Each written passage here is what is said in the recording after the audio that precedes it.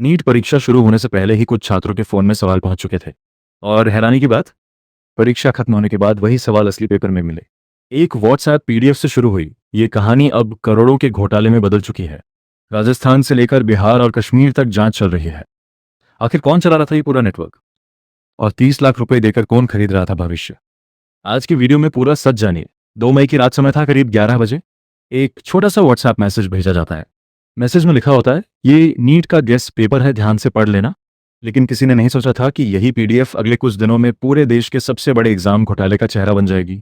एक बेटा अपने पिता को वह पीडीएफ भेजता है और फिर वही पिता इस पूरे खेल का सबसे बड़ा गवाह बन जाता है। कहानी शुरू होती है राजस्थान के सीकर से, लेकिन कुछ ही दिनों में इसके तार हरियाणा, बिहार, महाराष्ट्र, जम्मू कश्मीर, तेलंगाना और आंध्र प्रदेश तक पहुंचने लगते हैं। आखिर कैसे हुआ यह कथित पेपर लीक? किसने खरीदा पेपर? और कैसे करोड़ों रुपए का खेल हजारों छात्रों के भविष्य पर भारी पड़ गया?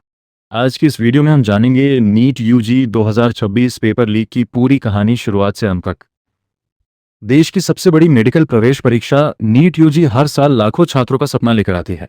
छात्र दिन रात मेहनत करते हैं, परिवार उम्मीद लगाते हैं, और कई बच्चे अपनी जिंदगी के सबसे महत्वपूर्ण साल इस परीक्षा के लिए समर्पित कर देते हैं। लेकिन इस बार परीक्षा खत्म होने के बाद सोशल मीडिया पर अचानक एक पीडीएफ वायरल होने लगी। कई छात्रों ने दावा किया कि परीक्षा से पहले उन्हें कुछ सवाल मिले थे और वही सवाल असली पेपर में भी आए। पहले लोगों को लगा कि यह सिर्फ अफवाह है, लेकिन मामला तब गंभीर हो गया जब सीकर के एक हॉस्टल मालिक ने पुलिस से संपर्क किया। बताया जा रहा है कि उसके बेटे ने परीक्षा से पहले उसे एक पीडीएफ भेजी थी और कहा था कि यह बहुत खास पेपर है। पिता को शुरुआत में लगा कि यह सिर्फ कोई गेस्ट पेपर होगा, लेकिन परीक्षा खत्म होने के बाद जब उसने असली प्रश्न पत्र देखा तो उसके होश उड़ गए। कई सवाल हूबहू मैच कर रहे थे। यहीं से शुरू हुई जांच। पुलिस और जांच एजेंसियों ने जब मोबाइल चैट, कॉल रिकॉर्ड और पैसों के लेन देन की जांच शुरू की तो कथित तौर पर एक बड़ा नेटवर्क सामने आया। जांच में यह दावा किया गया कि कुछ लोगों ने परीक्षा से पहले पेपर खरीदने के लिए लाखों रुपए लिए। कुछ रिपोर्ट्स में यह रकम 30 लाख रुपए तक बताई जा रही है। यानी एक मेडिकल सीट के लिए करोड़ों का खेल खेला जा रहा था। बताया जा रहा है कि छात्रों और अभिभावकों को भरोसा दिलाया गया कि उन्हें 100% कॉमन सवाल दिए जाएंगे। कुछ छात्रों को होटल में रुकवाया गया, कुछ को बंद कमरों में पढ़ाया गया, और कई जगहों पर व्हाट्सएप और टेलीग्राम के जरिए कथित पेपर शेयर किए गए। सबसे चौंकाने वाली बात यह थी कि ये नेटवर्क सिर्फ एक राज्य तक सीमित नहीं था। जांच में कई राज्यों के नंबर, चैट और संदिग्ध ट्रांजैक्शन सामने आने लगे। सोशल मीडिया पर भी मामला आग की तरह फैल गया। कई छात्रों ने कहा कि उन्होंने महीनों मेहनत की, लेकिन अगर पेपर पहले से लीक हो रहा था तो मेहनत का क्या मतलब? कुछ छात्रों ने दोबारा परीक्षा की मांग शुरू कर दी। ट्विटर, यूट्यूब और इंस्टाग्राम पर hashtag NEET paper leak trend करने लगा। लाखों छात्र और अभिभावक सरकार से जवाब मांगने लगे। इसके बाद एजेंसियों ने कई संदिग्ध लोगों से पूछताछ शुरू की।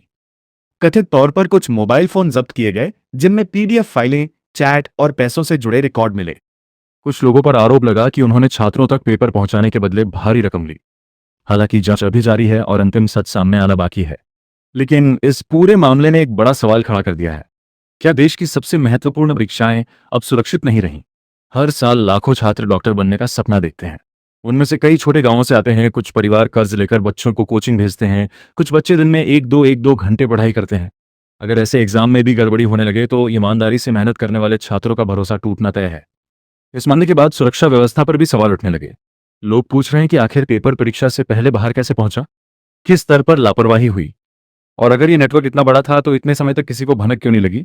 कई शिक्षा विशेषज्ञों का कहना है कि अब परीक्षा सिस्टम को पूरी तरह डिजिटल और ज्यादा सुरक्षित बनाने की जरूरत है। कुछ लोग कड़े कानून की मांग कर रहे हैं ताकि पेपर लीक जैसे मामलों में तुरंत और सख्त कार्रवाई हो सके, क्योंकि यहाँ सिर्फ एक परीक्षा का सवाल नहीं है, यह लाखों छात्रों के भविष्य का सवाल है। फिलहाल जांच एजेंसियां लगातार छापेमारी और पूछताछ कर रही हैं। आने वाले दिनों में और भी बड़े खुलासे हो सकते हैं। लेकिन एक बात साफ है, 2 मई की रात भेजा गया वो व्हाट्सएप मैसेज अब सिर्फ एक मैसेज नहीं रहा। वह देश के सबसे बड़े परीक्षा विवादों में से एक की पहचान बन चुका है। अब देखना यह होगा कि जांच में आगे क्या निकल कर आता है। क्या दोषियों पर सख्त कार्रवाई होगी? क्या छात्रों को दोबारा परीक्षा देनी पड़ेगी? और सबसे बड़ा सवाल, क्या देश का एजुकेशन सिस्टम फिर से छात्रों का भरोसा जीत पाएगा? अगर आप भी इस मुद्दे पर अपनी राय देना चाहते हैं तो कमेंट करके जरूर बताइए। क्या नीट जैसी परीक्षाओं में सुरक्षा व्यवस्था और कड़ी होनी चाहिए? और क्या पेपर लीक करने वालों को उम्र कैद जैसी सजा मिलनी चाहिए?